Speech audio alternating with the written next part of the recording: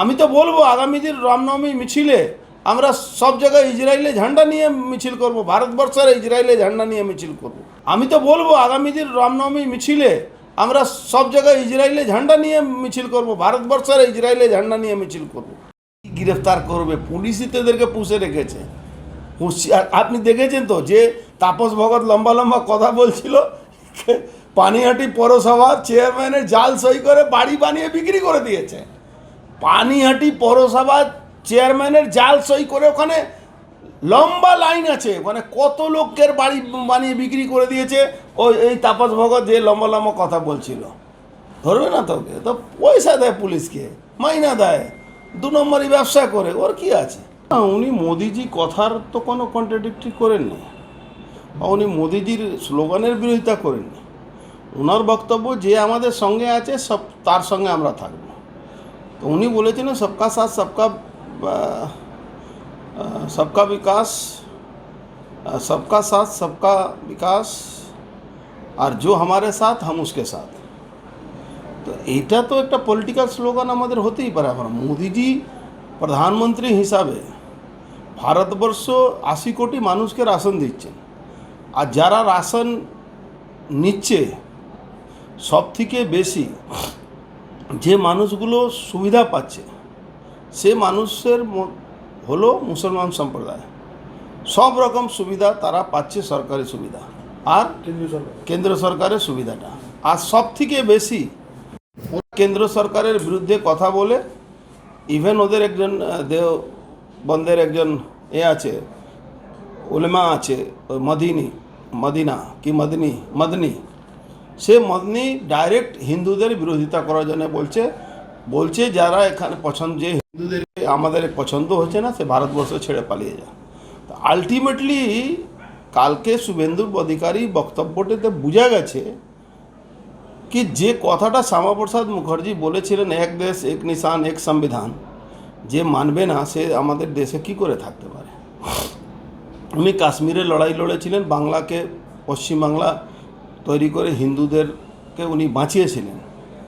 আজকে বাংলাদেশে হিন্দুরা থাকতে পারছে না, 1% হয়ে গেছে। তো কালকে একটা বাঙালি হিন্দুর মধ্যে এই ছাপটা আমরা দেখতে পেলাম কি যে বাঙালি হিন্দুদেরকে বাঁচাবার জন্য যে লড়াই, যে হুঙ্কার, কে মুসলমান আমাদেরকে ভোট আমাদের সঙ্গে নেই, আমাদের সঙ্গে থাকবে না, সে মুসলমানদের অত্যাচার করার দরকার নেই। এটা উনি যা বলেছেন, একটা আমরা তো শ্যামাপ্রসাদ মুখার্জিকে আমি দেখার সৌভাগ্য পাইনি, কিন্তু যা পড়েছি, যা দেখেছি, যা শুনেছি, তাতে বোঝা গেল এটা বাঙালি হিন্দুর মধ্যে সেই জোশটা আবার ফিরে দেখছি। আমি 2000% ওই শুভেন্দু অধিকারীকে সমর্থন। উনি কোনোভাবে মোদিজি স্লোগানের বিরোধিতা করেনি। উনি বাংলায় যে রাজনীতিক স্লোগানটা সেটাকে উনি বলেছেন, সেই স্লোগানের 100% না 2000% আমি সমর্থন করি।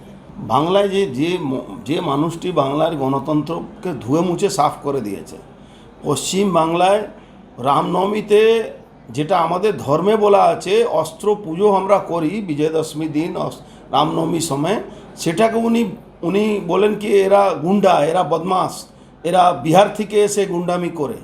আর কালকে সারা পশ্চিমবাংলা প্রত্যেকটা মুসলমানের হাতে তলোয়ার পিস্তল নিয়ে তারা ফিলিস্তিনি জিন্দাবাদ নারা লাগাচ্ছে, সেটা ওনার চোখে পড়ছে না। আর উনি ন্যায় সংহিতার জন্যে আর আইন চেঞ্জ করার জন্য নবান্নতে মিটিং করছেন। কাকে মূর্খ বানাচ্ছেন উনি পারবেন এটা? উনি তো সিএএ করতে দেবেন না বলেছিলেন, সিএএ কি রুকে গেছে? নাচ করেছে তলোয়ার নিয়ে, পিস্তল নিয়ে করছে। মমতা ব্যানার্জি দেখছেন নাকি এরা মুঙ্গের থেকে এসছে নাকি জাহান্নুম থেকে এসছে, কোন জায়গা থেকে এসছে? আমি তো বলবো আগামী দিন রামনবমী মিছিলে আমরা সব জায়গায় ইসরায়েলে ঝান্ডা নিয়ে মিছিল করব, ভারতবর্ষের ইসরায়েলে ঝান্ডা নিয়ে মিছিল করব। সে করতে পারেন, উনি মুখ্যমন্ত্রী আছেন, যেতেই পারেন, তাতে আমাদের দলের কি আছে? উনি মুখ্যমন্ত্রী আছেন, প্রধানমন্ত্রী মিটিংয়ে যেতেই পারেন, তাতে আমাদের কি যায় আসে? উনি কোন নীতি এখানে প্রয়োগ করছেন? বাংলায় কোনো নীতি আছে?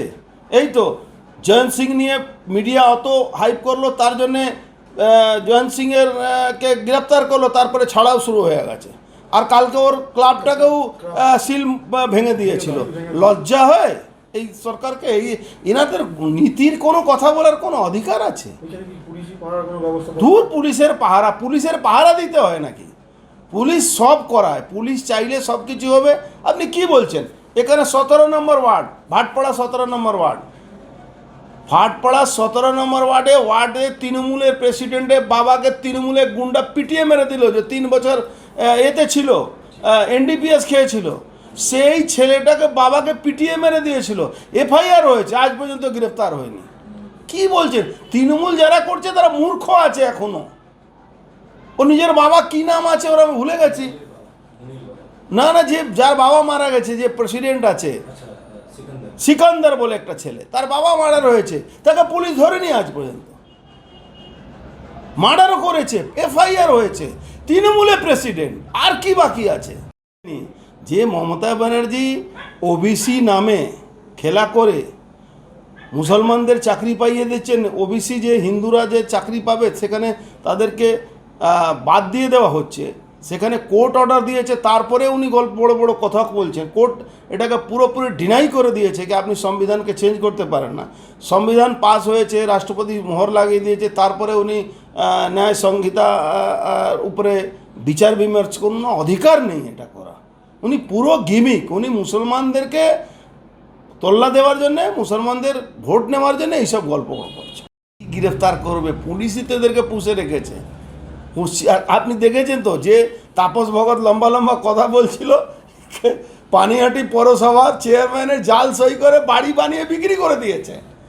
পানিহাটি পৌরসভার চেয়ারম্যানের জাল সই করে ওখানে লম্বা লাইন আছে, ওখানে কত লোকের বাড়ি বানিয়ে বিক্রি করে দিয়েছে।